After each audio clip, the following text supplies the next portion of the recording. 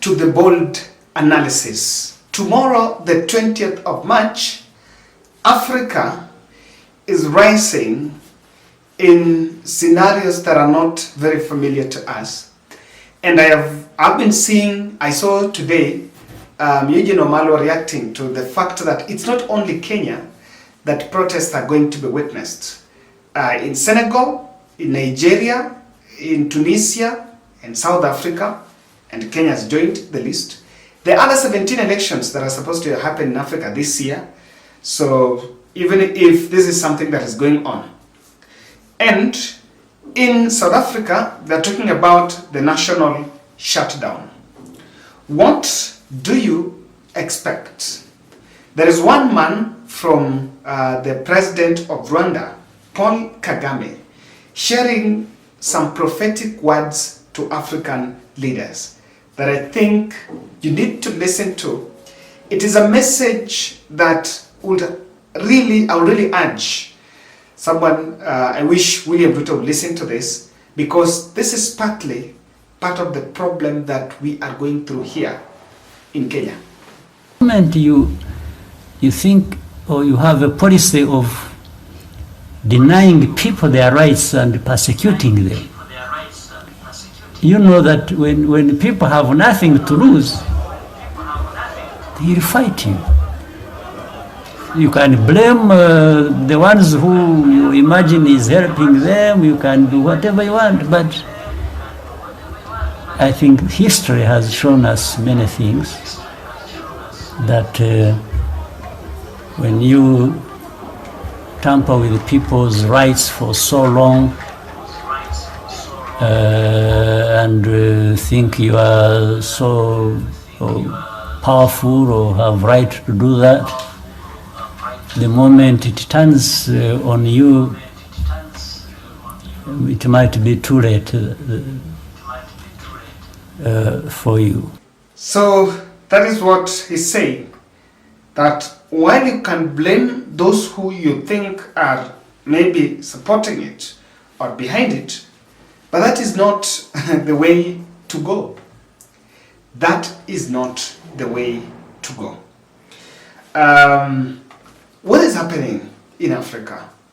Is it a coincidence that things are happening at the same time and it touches on all these four countries? I want to answer the question of fighting with people who are tired, or the fighting with people that have nothing to lose. You can blame. I have seen today a section of church elders coming out to call for dialogue.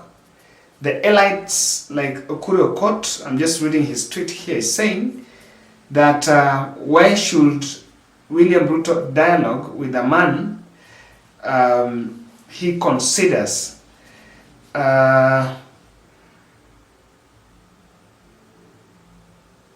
with the man that he considers does not listen to, does not follow the rule of law. So I want to say one thing, that it is about time we drop the blames. It is about time we face the reality.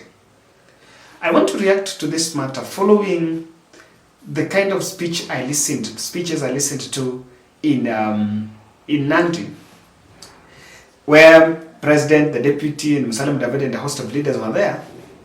And even at this critical time, people were just sending barbs and still exchanging words on what should be or can be done, or just daring the way they have the police and the machinery to neutralize the protests.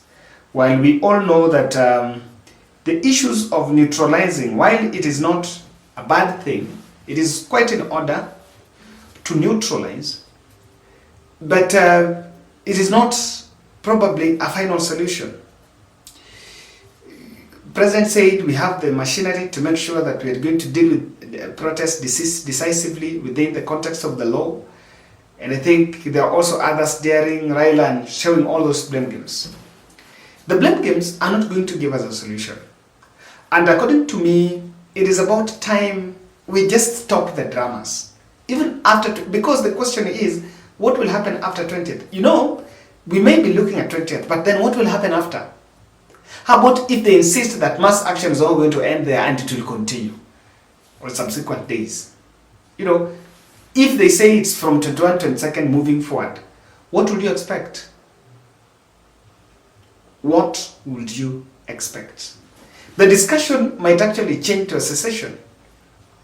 Yes, I have seen Ledama Olekina talking about let's go secession. So we need to be very sensitive to the fact that enough of the blames. Let's face the reality. The Kenyans that will come on street, those will go on street. It is not true that they're just going for the sake of it. Those who will remain, and the fact that some have remained, there are quite a number that will still associate with what is going on. The fact that someone who was supposed to go to school, the fact that someone who was supposed to go to work in town has not gone to work is not taken lightly. Even people who had not taken the mass action seriously or has never thought about it, they will still also now have to pay attention about it while at home. And within no time, people will start asking, when are we going to work? Or will we not go to work? The question of going to work is going to come with people. The reason why I'm saying that William Ruto must then stop the conversation about blames and face the reality. If it is talking to Raila about some of these issues, what about it? You must face the reality, because while you stand to deny that you can ask people that why didn't Raila protest when the prices were high and it was with Uhuru Kenyatta, you still ask a question. Okay, Raila is protesting now that they are not in government. That time, William Ruto was against government. What did he do? He could also be an opportunity to look for strategies of talking to Uhuru Kenyatta about it. He was even in government. So he was even a deputy president. When you ask Raila, what did Raila do when the prices of goods were high during Uhuru Kenyatta's time?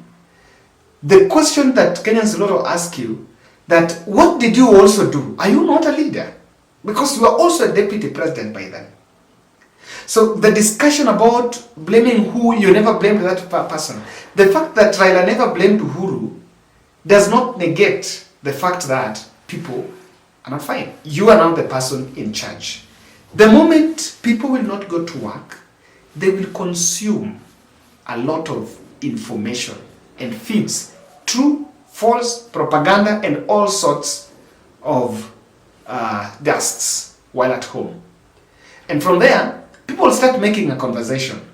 Is it really true? You know, the discussion is coming out. And there is something that I know many might not see. Ruto could have won, and he can win the war on, he can win the propaganda on blames. I saw Rigathi blaming Uhuru Kenyatta for funding it and telling Uhuru to talk to Raila, so that after talking to Raila, they will not have a problem with him. I don't know whether Uhuru Kenyatta is the problem here. But you can have your own way, and you can have your own say on how you want to handle things, or really how you want to handle it. But the truth of the matter here is, Kenyans will caught up with the reality.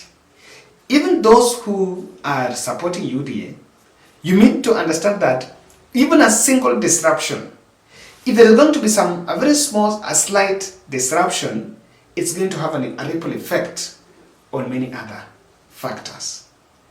And the moment people go broke, that's when even those who are supporting you will then start questioning, really, is it really worth it? During campaigns, the President William Ruto really laughed off and came out to say that Uhuru Kenyatta even wanted to leave power after the Supreme Court nullified his win and said it is not a must and it has to force him. Now, I know that it was said in the context of exposing, or rather showing Uhuru Kenyatta as a man who gives up easily. But there is one virtue that people are not saying, that Uhuru had the heart of people. Ile roho ya watu. Knowing very well that handshake agreement was not welcomed. And even if Ruto did not welcome it, that's one thing, and the other opponents. But he did it in the sacrifice of all. So you want to make sure that you want to say everything about it. But the reality here is that Raila Odinga is winning a discussion about the cost of living. Even today, I think the leaders were saying that the cost of living haitarudi chini na maandamano. So people are also acknowledging that indeed there is a problem on the cost of living. You know, if that will be an imaginary problem, then you'll speak about it.